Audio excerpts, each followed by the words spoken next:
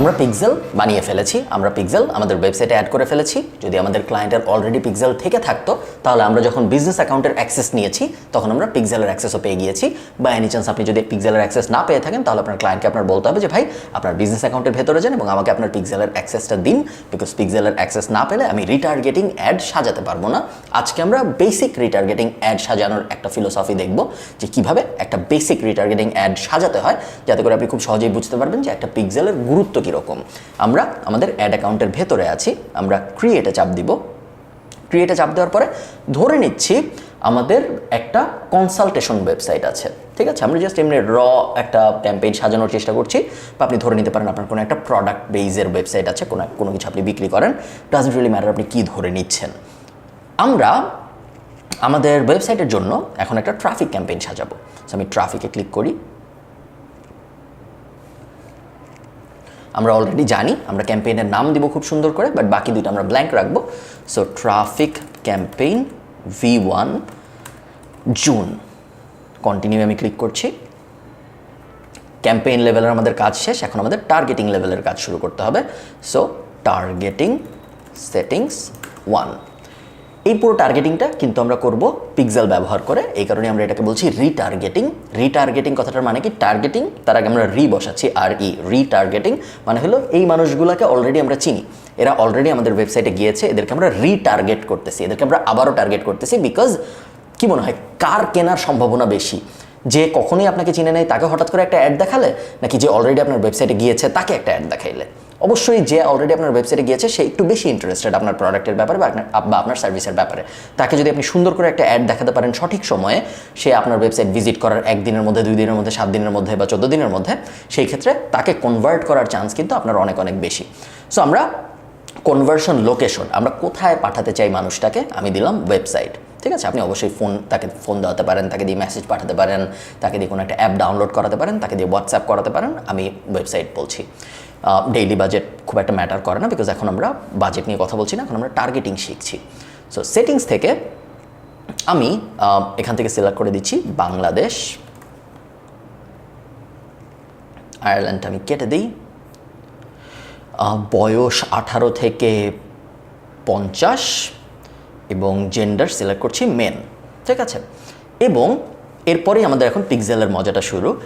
দেখুন এখন পর্যন্ত আমরা কি করেছি, আমরা দেশ সিলেক্ট করেছি বাংলাদেশের 18 থেকে 50 বছর বয়সী ছেলেদের আমি অ্যাড দেখাতে চাচ্ছি। বাট এখানে এখন আমি আরেকটা লেয়ার অ্যাড করব। লেয়ারটা কি, আমি কাস্টম অডিয়েন্স থেকে ক্রিয়েট নিউতে চাপ দিব, কাস্টম অডিয়েন্সে চাপ দিব। এরপরে ফেসবুক বলবে যে কাস্টম অডিয়েন্স তুমি কীভাবে বানাইতে চাও, আমি বলবো আমার সোর্স হলো আমার ওয়েবসাইট, তারপরে আমি ক্লিক করব নেক্সট। এরপরে ফেসবুক আমাকে বলবে যে include people who meet any of the following criteria. দেখুন আমি ফেসবুকে এখন কি বলতেছি, আমি ফেসবুককে বলতেছি যে খালিদ ফারহান পিক্সেল নামে আমার একটা পিক্সেল আছে, এই ওয়েবসাইটটা এই পিক্সেলটা khalidfarhan.com ওয়েবসাইটে কিন্তু অলরেডি অ্যাড করা আছে। সো আমি ফেসবুককে বলতেছি যে গত 30 দিনে, বা আমি এখানে চাইলে গত 60 দিন লিখতে পারি, গত 90 দিন লিখতে পারি, গত 90 দিনে আমার ওয়েবসাইটে যত মানুষ গিয়েছে শুধুমাত্র তাদেরকেই আমি এই অ্যাডটা দেখাতে চাই। সো আমি অডিয়েন্স নেম ধরুন লাস্ট 90 ডে ট্রাফিক দিয়ে ক্রিয়েট অডিয়েন্সে চাপ দিলাম। এখন দেখুন ব্যাপারটা তাহলে কী হইলো আমি আপনাদের বুঝায় বলি। আমি ডানে ক্লিক করি, দেখুন ব্যাপারটা কি হলো। ব্যাপারটা এখন এটা হলো যে ফেসবুককে আমি বলতেছি যে আমি যে অ্যাডটা এখন বানাবো সেই অ্যাডটা আমি শুধু তাদেরকেই দেখাতে চাই যারা বাংলাদেশি, যাদের বয়স 18 থেকে 50-এর মধ্যে, যারা ছেলে, এবং এর মধ্যে যারা গত 90 দিনে আমার ওয়েবসাইটে গিয়েছে শুধুমাত্র তারাই। সো গত 90 দিনে যদি এমন কেউ আমার ওয়েবসাইটে যেয়ে থাকে যার বয়স 51, সে কিন্তু একটা দেখবে না। গত 90 দিনে আমার ওয়েবসাইটে যদি এমন কেউ যেয়ে থাকে যার বয়স 17 বা যে ফিমেল, সে কিন্তু আমার অ্যাড দেখবে না। সো আমি বলছি ওই ক্রাইটেরিয়া আর এই ক্রাইটেরিয়া দুইটা যদি মিলে শুধুমাত্র তাহলেই আমার অ্যাডটা দেখাবা তুমি। অ্যাড তো আমরা এখনো বানাইনি, অ্যাড পরের স্টেজে বানাতে হয়, বাট অ্যাড বানানোটা জরুরি না। আমি আপনাদের টার্গেটিং বোঝাচ্ছি এখন। সো এটা আমি কেন করব, এটা আমি করব দুইটা কারণে। প্রথম কারণ হলো রিটার্গেটিংয়ের সাকসেস রেট নর্মাল অ্যাডের সাকসেস রেট থেকে অনেক বেশি। আমি যদি এই রিটার্গেটিং এলিমেন্টটা অ্যাড না করতাম, লাস্ট 90 দিনের ট্রাফিক ব্যাপারটা যদি আমি না বলতাম, তাহলে কি হতো, ফেসবুক 18 থেকে 50 বছর বয়সী বাংলাদেশি ছেলেদের আমার অ্যাড দেখাইতো যাকে ইচ্ছা তাকে, তাই না? এখন যখন আমি ফেসবুকে বলতেছি যে ওই এইজের মানুষদেরই দেখাবা, ওই জিওগ্রাফির মানুষদেরই দেখাবা, ওই জেন্ডারের মানুষদেরই দেখাবা, জাস্ট যারা আমার ওয়েবসাইটে গেছে ওদের মধ্যে শুধু তাদেরকে দেখাবা, আমার কনভার্সন রেট ইমিডিয়েটলি বেড়ে যাবে। ফেসবুকের অনেক বেশি অ্যাড দেখাইতে হবে না ভালো কনভার্সন পাওয়ার জন্য। আগে হয়তো আমার 1 লাখ জনকে অ্যাড দেখাইতে হয়তো 10টা পারচেসের জন্য, এখন কিন্তু আমার 10,000 মানুষকে দেখাইলেই হবে 10টা পারচেসের জন্য, বিকজ এখন আমি তাদেরকে অ্যাড দেখাচ্ছি যারা অলরেডি আমাকে চিনে। বুঝতে পারছেন আপনি পিক্সেলের পাওয়ারটা কত পাওয়ারফুল। এখন আমরা এখানে আরও কিছু মজার কাজ করতে পারি। দেখুন আমি এখানে মাত্র একটা রিটার্গেটিং রুল সেট করলাম, তাই না, যে লাস্ট 90 দিনের ট্রাফিককে আমি অ্যাডটা দেখাবো। এখন কিন্তু আমি এখানে আরও কিছু কাজ করতে পারি। আমি এই অ্যারোটায় যদি ক্লিক করি, দেখুন একটা অপশন ক্রিয়েট লুক-অ্যালাইক অডিয়েন্স। এই কথাটার মানে কি?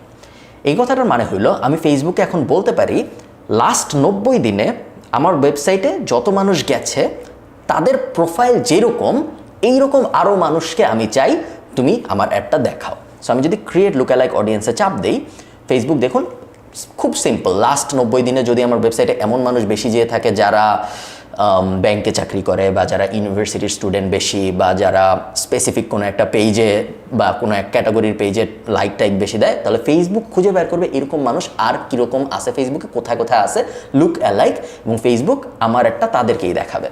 সো 1% ম্যাচ, যত কম ম্যাচ হয় যত কম পার্সেন্টেজ হয় তত আসলে ভালো কোয়ালিটি। সো 1% বলতে আমি বোঝাচ্ছি ফেসবুক আমাকে বলতেছে আরও প্রায় 6.5 লাখের মতো মানুষ আছে যারা যারা তোমার ওয়েবসাইটে গিয়েছে তাদের মতোই।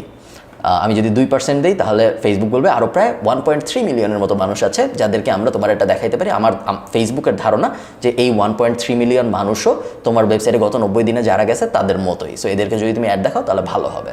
সো সেম প্রিন্সিপাল, আমি যদি 1% রেখে ক্রিয়েট অডিয়েন্সে চাপ দিই তাহলে আবার ফেসবুক আমাকে বলবে যে এই যে দেখুন ফেসবুক এটা অ্যাড করে ফেলছে look-alike BD 1% last 90 day traffic. তাহলে এখন আমার টার্গেটিংটা কি হইলো? এখন আমার টার্গেটিংটা হলো লোকেশন বাংলাদেশ, এজ 18 থেকে 50, জেন্ডার মেন। এই ব্যারিয়ারের মধ্যে গত 90 দিনে যারা আমার ওয়েবসাইটে গিয়েছে তাদেরকেও একটা দেখাবা, এবং তাদের মতো আর যারা আছে তাদেরকেও আমার একটা দেখাবা। এটি কিন্তু আমি ফেসবুকে এখন বলছি। এতে করে আমার আরও হাইপার টার্গেটেড অ্যাড হবে এখন, যেটা আগে কোনোভাবেই সম্ভব ছিল না। সো রেগুলার ট্রাফিক নিয়ে, রেগুলার রিটার্গেটিং নিয়ে এবং লুক-অ্যালাইক নিয়ে আমি বলবো আপনারা অনেক ঘাটাঘাটি করুন, বিকজ এর ভিতরে আসলে অনেক ধরনের জেম বা অনেক ধরনের মজার ব্যাপার লুকায়িত আছে যেগুলো সাধারণত বেশিরভাগ মার্কেটার ওইভাবে ইউজ করে না।